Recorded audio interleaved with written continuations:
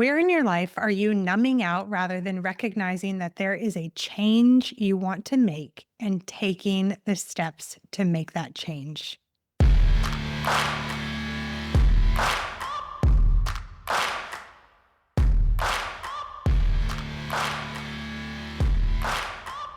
Welcome back to the Broken to Brave podcast. Today, I'm interviewing Julia Sewell, and I am so excited to share her with you.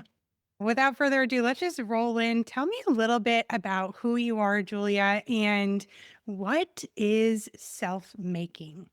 I am a master performance consultant and I specialize in the working mother.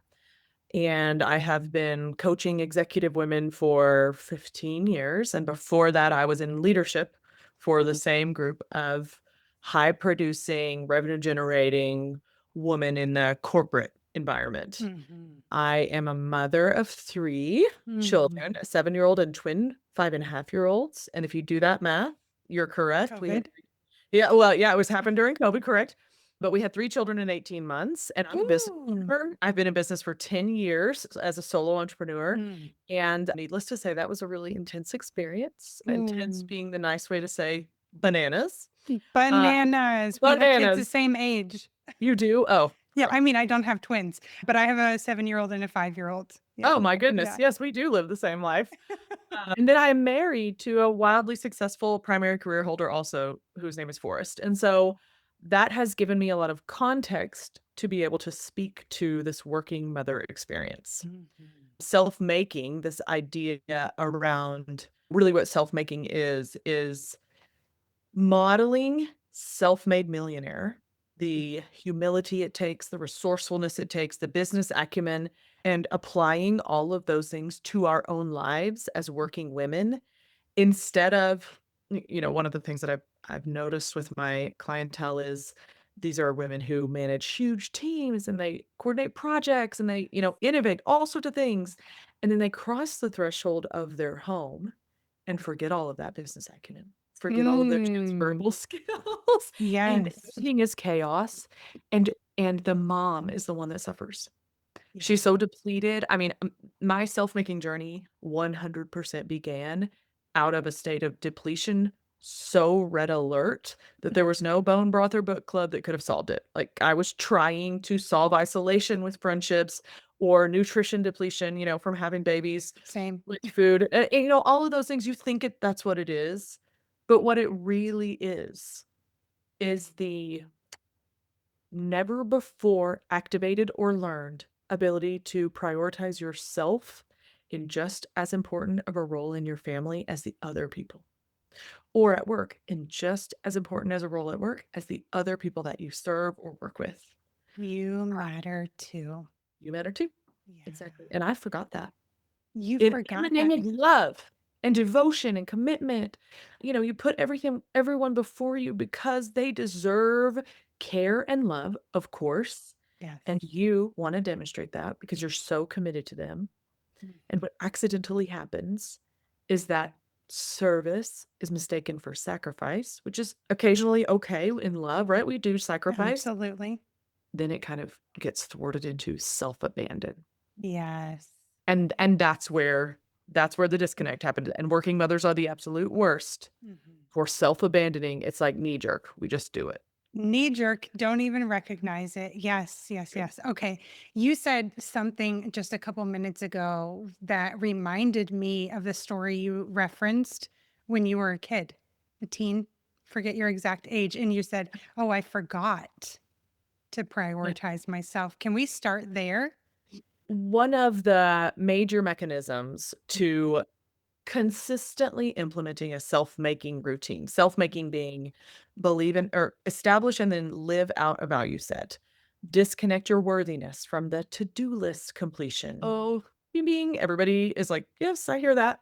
Right. This self-making journey is a journey, or it's circular, going to go back to it and start over and revisit concepts. And as you do that, it is really difficult to shed our long conditioned habits of self-flagellation to motivate and Mhm. self-deprecation to appear humble. And so one of the mechanisms that I teach in my book is to remember a beloved version of yourself. a version of yourself that is so innocent and pure and was trying so hard Mhm. that the adult version, I think of myself, this is this teenager story I'll tell you in a moment. My version is a teenager version. So as an adult, I think of this version of myself and I think, I'm going to protect that girl. Yes. That girl deserves, as an adult, to have a life that is beautiful and sacred and as highly regarded as she would regard her partner or her children or her career, even, right? Yeah. So this all started with my parents divorced when I was 14, Mhm. and we had always been a really, like, low amounts of TV, lots of outside time, interconnected family. We were very close. Yeah. And then, everything kind of blew up, and that happens sometimes, and Yeah. so be it. And I was really panicked in the year that our family split up and we all kind of, like, retreated into our own hearts to grieve Yeah. about holidays. My Mm. mother had made holidays magical. I mean, that was So one of her special. huge skills. Our Thanksgiving spreads were distinctly elaborate on purpose, right? As a Yeah. celebration of family, and Christmas was like it wasn't a million gifts. They were thoughtful gifts, curated in a way and set Yeah. out in a way that, like, it was just wonderful. So as Thanksgiving approached, I started to, get really uncomfortable with this idea of, okay, we're going to be separate as family Yeah. this year. And I was gonna be with my dad that year, and my dad was deeply grieving, and Mm. he's a wonderful father and totally the kinda dad who would, cook steaks on the grill and feed us well, Yeah. but I just couldn't imagine him preparing a whole Thanksgiving meal. Yeah.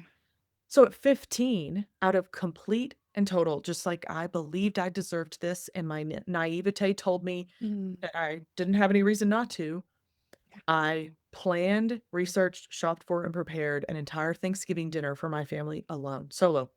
Solo. My dad took me to the grocery store. He was like, "If you wanna do that, of course I'll support you. I'll help you, just tell me what to do."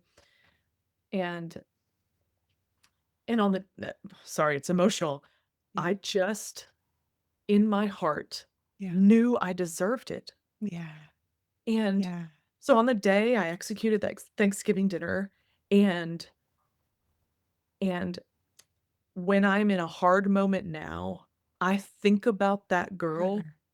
who, despite what the world was telling her, just simply believed she deserved a Mhm. family celebration, and so she went on and did it. Yeah. And I consider her beloved. And so I encourage my clients and the readers of my book to think through a version of themselves that is that beloved, because those kind of events and traumas happen in everyone's life. I'm not unique in that way. Like, there is a moment in your life that you can think back to and think, "Oh my gosh, that woman deserves to be protected. She Mhm. deserves to be worked for. She deserves to be cared for by me, by Mhm. the person who's now living out her life." Yeah. Yeah. So we talk a lot about the beloved table Mm. in our coaching, and the beloved table is simply a way to reference not forgetting to set your own place setting At the table. at the tables, literally, this is all Yes. inspired by this Thanksgiving Yes. idea, but at the tables upon which you serve your family and your career. Yeah. I mean, how many times have you gotten your plate last at Yes. dinner? Mhm. How many times have you said, Sure, you can have the last piece of chocolate cake even though you love chocolate cake," right? Mhm. What if what if you considered yourself a beloved enough to Mm. say to yourself, "Well, I really love chocolate cake, Yeah. and my partner would happily split their cake with me, or my Yeah. children would love to grab a fork and share a piece with me, and I am worthy of that. I matter too. I matter too." And it's a bold and Yes. brave choice. So many women that I cross paths with, and maybe you'll relate to this or you have too, is they are so far on one end where they're not caring about themselves that they think even if they take one step, somehow it's going to be selfish. And I'm like, it doesn't work like that. You're reading my mind. That's exactly what I was gonna say. Really? Okay. It is a really brave admission to Yeah. self to say, number 1, I can be served and loved and considered and have that not take away from anyone else, right? Yes. That's brave to say out loud, because what you're actually saying is, I deserve it as much as they do. Yeah. I am worthy of that as much as they are. Yeah. And the beautiful thing about it is when you actually start to adhere to this idea and let people love you and prioritize yourself and fill your own cup, Mhm. you have more for them. Yes. Isn't that Yes. wild? And people, I think, on one hand, they know that, but they are allowing fear to drive their behavior to such a large extent that they don't even ever test if that's true. 100%. It is safe to stay miserable. Mhm. It's Mhm. safe to numb out. I call it the self-doubt groove. Yeah. So women are raised to live in this constant state of self-deprecation, self-doubt, self-flagellation. Like, Yes. it is just how we are expected to behave. Mm. A bold, confident woman, and nobody likes that. It's very scary and alarming, and we call them arrogant and, terrible names. And so we're taught to stay in this place of self-doubt. And the groove in our brain, they're like, "Oh, we went there. Oh, we went there. Oh, we went there," gets so smooth that it's like a hurt so good situation Mhm. Mhm. where you've been there so many times that even though it hurts, you still go there just because it's familiar. Predictable and Yes, familiar. it's familiar. This behavior pattern is familiar. Somebody says you look great in a photo and you immediately go, "Oh my god, no, I don't. Cancel that. Oh, look at my wrinkles. Oh, blah, blah, blah, blah, blah, blah." Oh, Or it's this like, thing? It was yeah, only this whole thing $3 at Walmart. Yeah. totally. It was $10, 10 years ago, whatever. Yeah. And you just boom, you just do it instead of just saying thank you, Thank you. which is not arrogant. Mhm. It is not a display of lack of humility. It's none of those things, right? Anyway, so we live in this self-doubt groove Yeah. and never give ourselves permission to bravely, it's bravery, it's courage, courageously Yeah. and uncomfortably for a long time before it becomes habit, pull ourselves away from that and think in a different way. Mhm. Because the new path, the self-belief groove, will feel like sandpaper. Oh, yeah. It is not something you're familiar with. You'll have to try hard. You'll have to have visual reminders. You'll have to have people around you to say, "Hey, no, no, no, no, no. Don't Mhm. say that about yourself. You are beautiful." Things like that, right? Yeah. It's a courage thing. And I can personally resonate too. Like, even with the confidence piece, what I talk to women about, one of the things is to be able to accept a compliment shows that you are self accepting. If you can't even hold that and you have to immediately compliment them back or put it down or say it's not that big of a deal, you're not accepting you, all parts of you, the great things, the not so great things. And when you don't have high self acceptance, a lot of negative stuff happens. Defense mechanisms. It's like all the things that you don't want are what you're accidentally creating by not allowing yourself to feel that. Yeah, and then you act surprised when you're out of fuel. Yeah. But of And I course wonder you're out of fuel. why. You didn't bank it. You put a sieve on the fuel side and just let it all go through, Yeah. right? And you put the cast iron skillet on the doubt side and caught it all and kept it forever, right? Hmm. And so that's the behavior shift is you have to start releasing yourself from this perfection expectation, right? Which is a Yes. manifestation of low self-confidence if I have ever seen one. Oh, yeah. I see you raising your hand. We all do it. Yeah, I mean, that is 100% true, and you have to say, "Okay, I'm going to choose to release the bruises I get with these shortcomings." Everybody has shortcomings. Yeah. "And I'm gonna choose to retain evidence of my success." I talk about that in my book, like, you cannot fake it till you make it. That isn't real. I know that that's a really popular phrase, but you It cannot is. fake yourself into real self-made confidence. Yeah. You have to prove to yourself you using evidence for success in small demonstrations every Over single and over day, again. over and over again until it becomes habitual. Yeah. Yeah. Everybody's like, oh, I want to feel confident. I don't want to feel self doubt. I want to be bold. I want to be brave. I want to be able to have backbone. And then they just wait. It doesn't work like No. that. You have to Nope. take action Yes. and then it comes. It's That's how it just like works. any other new skill set. And I say this in the book. Anything. Confidence isn't you aren't born with Mm. that. No. It is a learned skill. You Mhm. must learn it and then Yeah. practice it and then demonstrate it. And guess what? Then you go back and practice it some more because you're going to Yes. get placed, hopefully you're challenging yourself enough that you get placed in a new situation and all of that before found confidence goes whoop, out the door and you have to find new confidence. That's good. That's a Mhm. healthy human experience to shake it up every now and then. But the practice part is the part you got to get real good at. Oh, yeah. Yep. Yep. Okay, so you had this moment, probably many moments leading Yo. up to the divorce and Thanksgiving, and you're like, I matter. I want a really nice Thanksgiving. I'm taking action. I'm doing it. And then somewhere along the way, you forgot. Well, yeah, Mhm. because I am a young woman out there in society in a sales role where I'm being hyper judged, right? Mhm. And despite the fact that I did that when I was 15, then 20 years went by and I fell prey to the common female experience, which is self-sacrifice to show love and to kind of float around borrowing other people's values for a really long time. And it wasn't until we had our children and our lives, we just had to smooth it out. We had to communicate better. I had to figure out what my values were so that I could reduce my decision fatigue. It wasn't until all that happened that I realized that the earlier a woman can admit out loud that she might not have a strong set of values and or might connect her worthiness to what she does Mm. and or might be living in this wildly made up set of lies she's told herself, but she's told herself them so many times she forgot what her actual truth is. The sooner a woman can say, "Oh boy, whew, Yeah. that's me," and then start the self-making process, and the better. I mean, what I don't want is for women to go to crisis Yeah. before this happens, and you see it all the time. You see women up and leave their families, quit jobs, get divorces, and it's most of the time Mhm. because they don't know how to do this work. Yeah.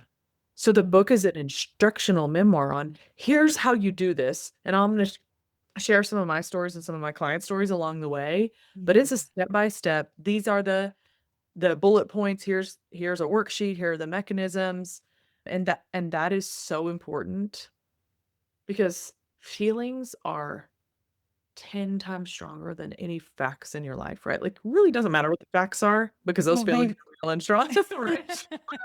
And yeah. so if you don't have somewhere to go, if you don't have a Yeah. logic lens to pull forward or a Yeah. system or a formula, Yeah. those feelings can drown you in a heartbeat. In a heartbeat, and they feel like facts until you separate it Correct. out. Yeah. Yeah. Yes, that's 100% true. They feel Yes. like truth Yes. until you actually ask yourself, hold on. What I always say to my clients is acknowledge your feelings, but check the facts. Yes. Like, give your feelings space. Absolutely. I'm not saying don't feel, like, absolutely not, you should be Yeah. feeling. I am a I'm one of those people who I finally have made peace with the deep hurts and the deep pleasure and everywhere in between of life, like, hallelujah, I'm ready, I can handle it all. I'm here for all of it. I'm here Yeah. for all of it, Yeah. but numbing out was a mechanism. I mean, my whole 20s, I was numb, really, Most people. until I met my now husband who kind of, like, shucked me and expected me to Mm. be authentic. Mm. Which was one of the best gifts I've ever received from him and from anyone in my life. His Yeah. expectation for me to be authentic and real really shook me out of this pasted on smile, pretty face, numb world I was living in. Yeah. But Can we we didn't meet till we were 28. So that was Oh, a long you're like, time. it was like that whole decade? Yeah.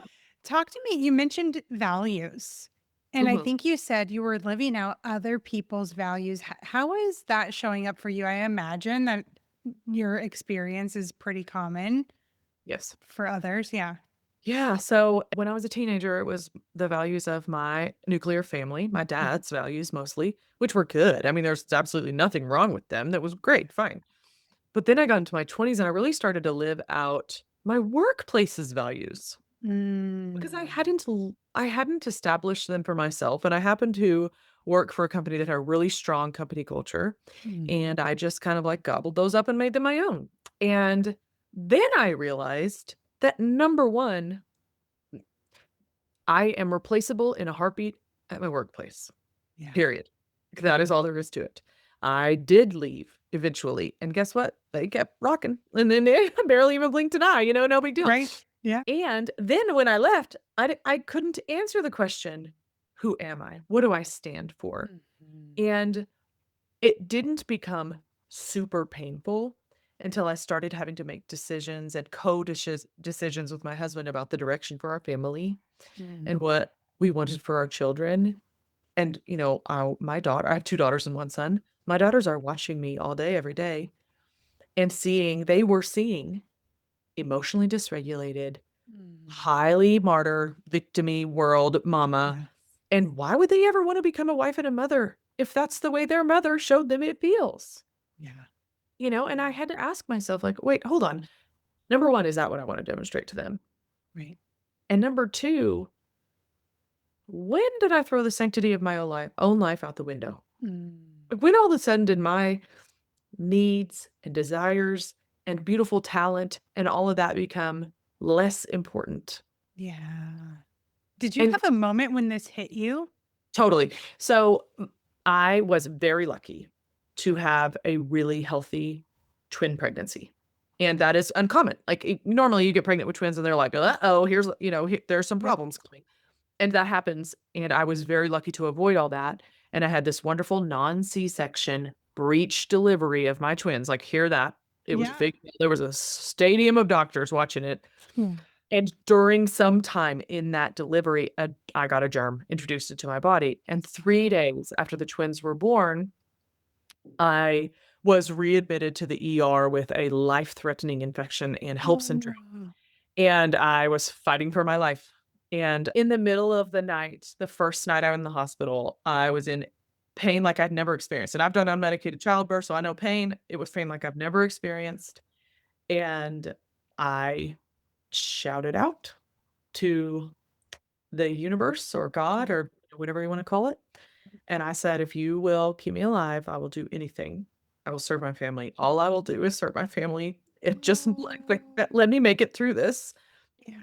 And a few hours later, a nurse came in and she was like, "You have turned the corner. You're safe. We're okay." And so I have since titled that or named that noble self-abandon because in that moment, this idea of self-abandoning in order to prove my willingness to uphold my end of the bargain, right? I asked for it and I got it. And now I need to uphold my end of the bargain became the way I lived my life.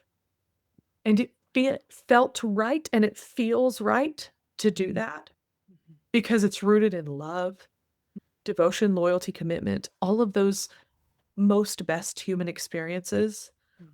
But noble self abandon is the working mother's kryptonite. I mean, it is the thing that will stop us from honoring the sanctity of our own lives and actually being whole enough to be a true member of the family and to stay engaged with your children, not resent them later.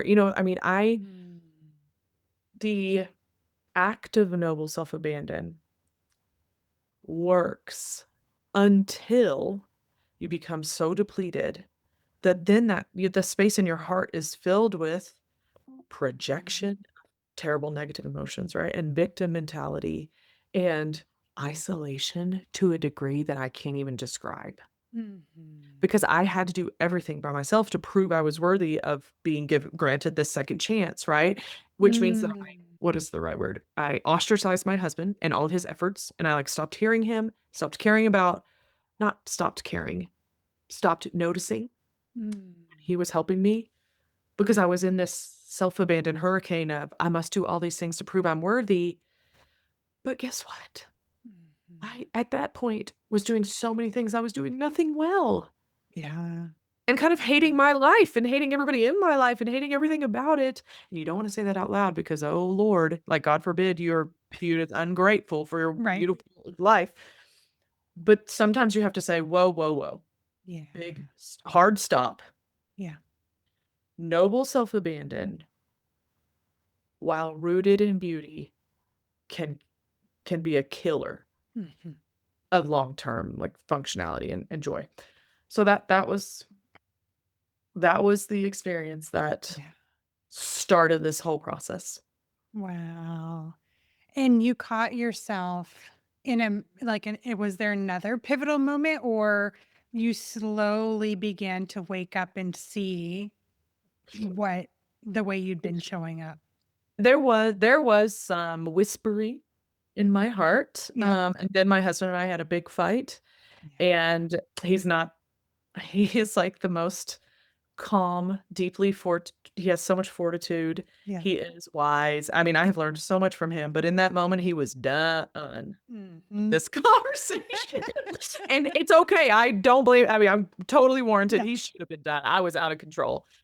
And I was shouting at the top of my lungs. It's the middle of the Yeah. night. The kids are asleep. We're in the different part of the house. I'm shouting at the top of my Yeah. lungs. And he just was done. And he somehow, you know how sometimes when you fight with your spouse, you're like holding something random. Mhm.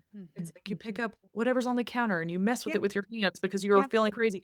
Yeah. He happened to be holding this red acrylic cup, and he, in an effort to put some space between the 2 of us, went outside. He was like, "I need to take a Mm. breath, like, I'm going outside," Yeah. but he's still holding this cup randomly, and I chased him outside, which is, my style, like, "Absolutely not, don't you dare walk away from me," kind of a Yep. Yep. We are person. going to finish having this conversation. You are here and you're talking to me about this whether you want to or not. But he's deeply private, so the idea of me yelling at him in our driveway was like, that Mm. would send him over the edge, like, Yeah. absolutely not. He doesn't let people see us fight, like, that's just how he is. Uh, Mhm. Mhm. and he threw the cup onto the ground and it broke, Mm. and a million red pieces, like that kind of acrylic that you put in an outdoor barbecue, and it Okay. just shatters when it gets Yeah. so he threw it on the ground and it broke, and all of a sudden we were like, "Whoa, we are not okay." That is not his style, like, he does not do things like Yeah. that. Yeah. And so, in that moment, the fight was over. We were like, "Whoa, okay, we're It not like okay." snapped you both out Yeah, of I was it. like, "Whoa, I'm so sorry." Like, okay, I'm out of control." He was like, "I'm sorry." So we went inside, we went to bed, but we live in Colorado, and this is November, I think is when that happened, and it snowed that night a lot, like a foot and a half of snow, like a lot. Mm. And so the red cup pieces all got covered up with snow. Some Mm. in the yard, there's some in the driveway, so the next day, he's, like, Constant plowing the reminder. driveway, boop, boop, boop, boop, boop, up come all these pieces of red cup. And then over the next couple weeks in the yard, all these pieces of red cup kept coming to the surface, and it was like this, like, sick reminder Mm. to us that there was still blood on our hands, like, we still had some work to do. Mhm. But that moment helped me understand that he wasn't okay and our family wasn't okay because I wasn't okay. And while it is not my responsibility to shoulder all the burden for our family's well-being, Right. in that moment, it was me. Yeah. 100% it was me, and I needed to get to work, and that was the, impetus, the moment, the turning point, Yeah. because the more you get to know me, the more you will know, how obsessed I am with my husband. I would never give him up, like, the marriage is number Yeah. 1, and the children, like, I'm not giving this up. I'm not giving up my business. If it means I have to change to keep all these things, so be it. Yes. And that realization was all the courage I needed. Mm. You know, there are so many women that I interact with that want to avoid these negative moments. And what I hear so clearly throughout your life with these moments is the negative ones created such pivotal change. And we never know which ones are going to create that. And we can work to protect ourselves to try to make things never happen or be here for all of it and look for what is the lesson that's being presented to me right now. What That is is this here to literally teach yes. me? That's what we say to our children. When they get in trouble, "Don't be upset, just learn. Yeah. It's okay. That's Yeah. what you're doing right now. Don't be upset, just learn." And while I have always been the kind of person that needed to kinda burn my hand before I realized the stove was hot, there for a little while, I was in such pain from the parents' divorce and from my early 20s young woman experience, which was pretty tumultuous. We don't have a lot of confidence or values. Everything hurts, kind of, Mm. if that makes sense, especially as a woman. But I I had gotten myself into a place of, I just needed to be bolder, braver, give myself a chance. And I wasn't willing to do that in my 20s. I wasn't strong enough. It took a while. It took a while of slowly gathering fortitude to say, "All right, bring on the pain." Yeah. And You that's know? okay. No matter how old you are, there might be this voice, well, I'm behind. And it's not true. Like your soul needed to learn it in your 30s. And that's Yeah. okay. And some, maybe their 50s, maybe beyond. And Right. nobody's on the same path. No, and who cares? And that's what makes It life doesn't matter beautiful. when. It just Yeah. matters that you do. Yeah. And all of this, every single moment of this self-making journey has been about bringing 3 things back to my life. One was power. I Mhm. had just given all my power away to various members of my life, my job, all of those things. Mhm. Intention, which, Mm. when you have little kids, intention goes out the window, and then you feel so reactive. And then joy. Mm. I mean, I was grinding and performing at such a high level and feeling really joyless, Mhm. and I was not alone. That is one of the most common things I hear from my coaching clients, and I have coached quite literally thousands of executive women. Yeah. I am doing all of this, but I feel numb. I don't feel joy. I don't feel anything really. I'm just grinding, and that is not it. No, that's not what we're here to do. No. That's no. And you don't have to feel that way. Mm-mm. Yeah. No, I it has been really fun to embrace this idea of I'm going to maximize my life. Yeah. I'm going to live boldly. I'm going to lean into the pain and the good and the Yeah. days that are wildly Yeah. like yesterday. I had the most insane day yesterday, and the whole day I was like, well, here it is. I'm doing it. You I know, do. okay, better than boring, I guess. Yeah. But it feels freeing. Yeah. I'm having this memory pop up. I was listening to another podcast and I'm blanking on the gentleman's name. Maybe it'll come to me, maybe not. But when you said, like, live, I'm here to live bravely and boldly, I had this flash image come up of you pass and then you go to heaven or where Mhm, whatever you believe and you see the best version of you, mhm. and she's sitting beside the you that just completed this cycle. Uh-huh. And what I want and what was proposed in this podcast episode that I listened to, and I thought I was like, oh, this is amazing. I want these two to be twins Yeah, absolutely. because I put myself out there. I didn't let fear get in the way. I honored myself. I treated myself like I mattered. I didn't move from a place of like, what if? I move from a place of even if this happens, I've got this. And so Mhm. that it's a match and not different. And that's the way that I hear you living your life. Yeah. Yeah, in the last couple of years, I have had a gut-wrenching journey around my own mortality and what I'm Yeah. here to do. And Mhm. why am I even what am I even doing? Mhm. And what I have settled on, and I have a deep knowing about it, is that I'm an eternal soul. We all are eternal souls sent here to have an experience. And that means that our obligation is to maximize that experience, to Mhm. feel as much joy as possible, to Mhm. be as big and impactful as possible Mhm. in whatever version that means for each specific person. And it will be different, It will. absolutely. And and if that's the only goal, yay. I mean, we can do that, right? We can love hard, we can work hard, we can feel the pain when it comes. Mhm. We can be There is no reason not to be bold and brave if your one purpose is to come here to maximize experience, maximize the potential you were given. Yes. And it is so freeing to think through that. And it gives Yeah. so much courage and bravery, for as kind of a deposit in your heart. Yeah. And then you close your eyes and you go on to your next adventure on the day that you die, knowing you did all you could. Mhm. Mhm. Literally, that is all we can do is do all we can. Yeah. And Yeah. the working mom deserves the chance to do all she can for herself too, right? This Yes. self-seeking thing is it's just you're not here to suffer and to self-abandon. You're here to love and serve and grow and work. Mhm. And that's really what this 100%. whole book and journey is about. Yeah, yeah. So you've mentioned your book a few times and you Mhm. talked about a bit of your story. Is there anything else you would want women to know about your story or what they would get reading your book? Yeah. So, well, I think I would like to say out loud that I certainly don't have it all figured out.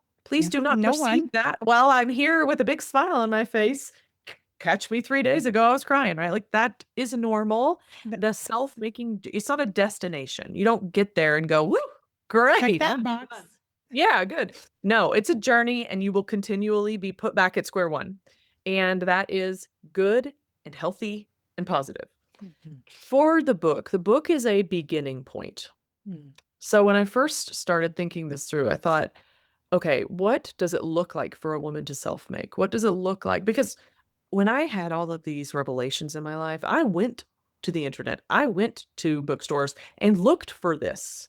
Ah, Where is the support guide for the working mom? yeah, that's what you needed. Crickets. I mean, nothing. There's a few things out there, but really, not really.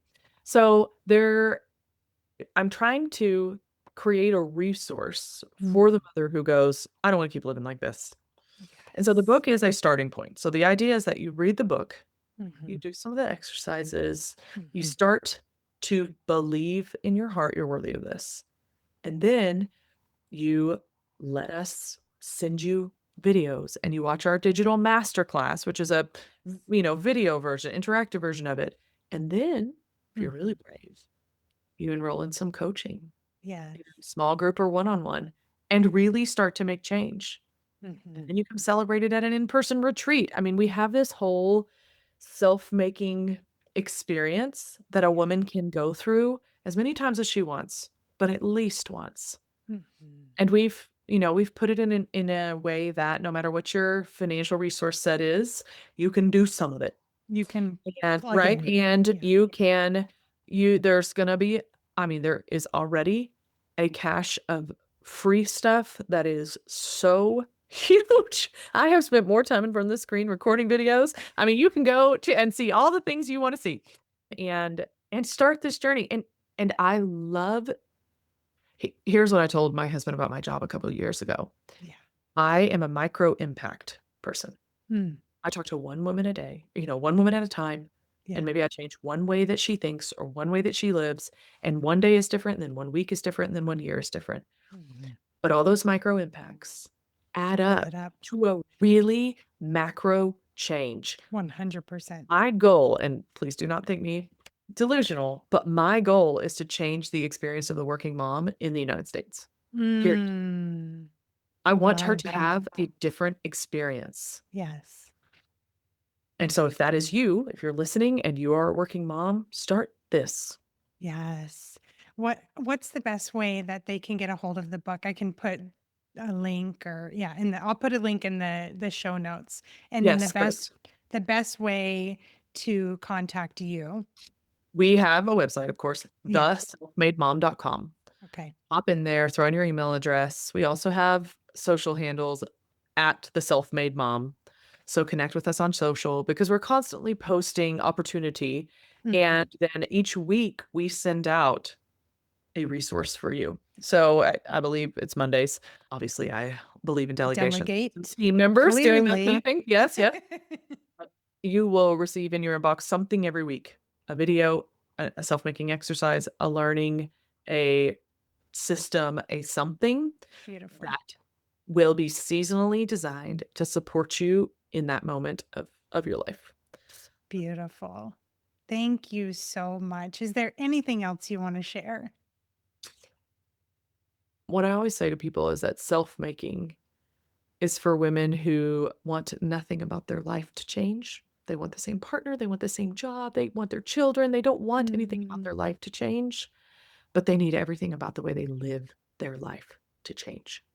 I love that so much. That will resonate for sure. Thank you, Julia.